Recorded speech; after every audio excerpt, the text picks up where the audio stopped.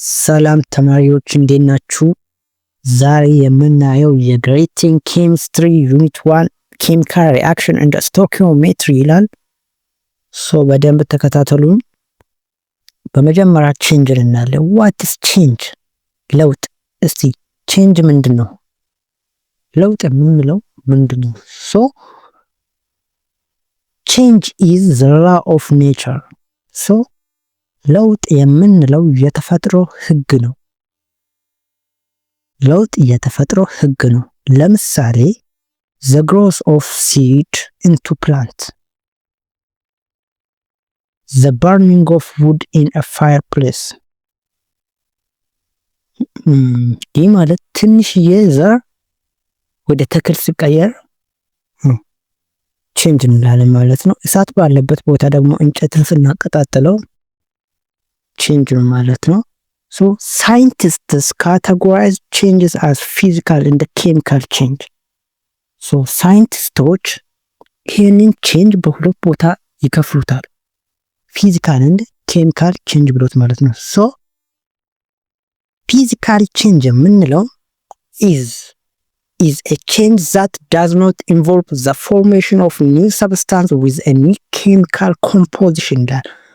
ይህ ማለት ባጭሩ አዲስ የሆነ ቁስ አይፈጠርም እያለን ነው ማለት ነው። ምንም አዲስ ቁስ አይፈጠርም እያለን ነው። ይህ ማለት ሪቨርሰብል ነው፣ ወደ ኋላ ሊቀለበስ ይችላል። ይህ ማለት ወደ ኋላ ሊመለስ ይችላል ማለት ነው። ወደ ኋላ ሊመልሳቸው የምንችላቸው ነገሮች ፊዚካል ቼንጅ ነው ማለት ነው። ለምሳሌ ኤግዛምፕል ስናይ physical changes are evaporation of liquid, ውሃን ስናተነው የውሃትነት የፈሳሽትነት ማለት ነው። powdering of sugar, ስኳርን ስናደቀው melting of ice፣ በረዶን ስናቀልጠው የሚፈጠረው ምንም አዲስ ቁስ አይኖሩም ማለት ነው። ለምሳሌ melting of ice ስናይ በረዶን ስናቀልጠው ወደ ፈሳሽ ይቀየራል። ደግመን ደግሞ ፍሪዚንግ ስናደርገው ፍሪዝ ስንከተው ወይም ፍሪዚንግ ስናደርገው ደግሞ ወደ ነበረበት ይመለሳል ማለት ነው። እንደዚህ አይነት ያሉት ነገሮች ምን እንላቸዋለን? ፊዚካል ቼንጅ እንላቸዋለን። ኬሚካል ቼንጅ ስንል ደግሞ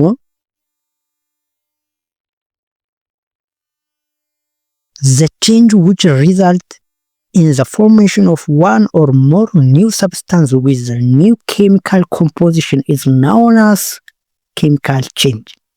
ይህ ማለት አንድ ሪአክሽን ከተካሄደ በኋላ አንድ ወይም ከዛ በላይ የሆነ አዲስ የሆነ ንጥረ ነገር ከተፈጠረ ኬሚካል ቼንጅ እንላለን ማለት ነው። ለምሳሌ ኤግዛምፕሉን ስናይ turning of milk into curd ይላል። ወተት ወደ እርጎነት ሲቀየር ይሄ ኬሚካል ቼንጅ ነው ማለት ነው። ሪቨርሰብል ነው፣ ወደ ኋላ ልመልስ አንችልም ማለት ነው።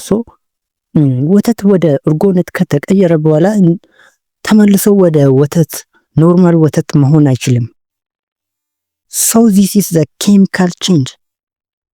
Photosynthesis by green plant and roasting of egg by bacteria.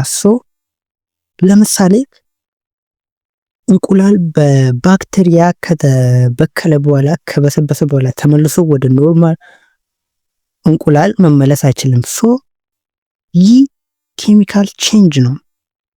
in general a change is called chemical reaction if it exhibits all or part of the following characteristic. ይህ ማለት ለውጥ በአጠቃላይ ለውጥ ማለት ኬሚካል ሪአክሽን ነው። የሚከተሉትን ነገሮች የሚይዝ ከሆነ ኬሚካል ቼንጅ ነው እንላለን ማለት ነው። አንደኛው the formation of new substance፣ አዲስ የሆነ ቁስ መፈጠር አለበት ኬሚካል ቼንጅ ለመባል ማለት ነው። ሁለተኛው ደግሞ the second one is production of heat or light or both። ይህ ማለት ሙቀትን ወይም ብርሃንን ወይም ሁለቱንም ፕሮዳክሽን ማስገኘት አለበት ማለት ነው። ሶስተኛው ደግሞ changing color ከለሩ መቀየር አለበት ማለት ነው። አራተኛው ደግሞ changing temperature አንድ ለውጥ ኬሚካል ቼንጅ ነው ለመባል እነዚህን ነገር በውስጡ መያዝ አለበት ማለት ነው። በቀጣይ የምናየው ኬሚካል ሪአክሽን። ኬሚካል ሪአክሽን ስንል ማለታችን ነው? Chemical reaction is the process in which reacting substance called reactants are converted into new substance called product. Chemical reaction የምንለው is the process ነው። ይህ ማለት ሪአክቲንግ የሚያደርጉ ሰብስታንስ ሪአክቲንግ የሚያደርጉት ሰብስታንስ ሪአክታንት ይባላሉ። ደግሞ እነሱ ሪአክት አድርጎ የሚሰጡት ደግሞ ኮንቨርት ኢንቱ ኒው ሰብስታንስ ኮልድ ፕሮዳክት ይባላሉ ማለት ነው። በቀጣይ ደግሞ በኬሚካል ኢኩዌሽን እንገናኛለን። እስከዛው ድረስ ደህና ሁኑ። ቻው።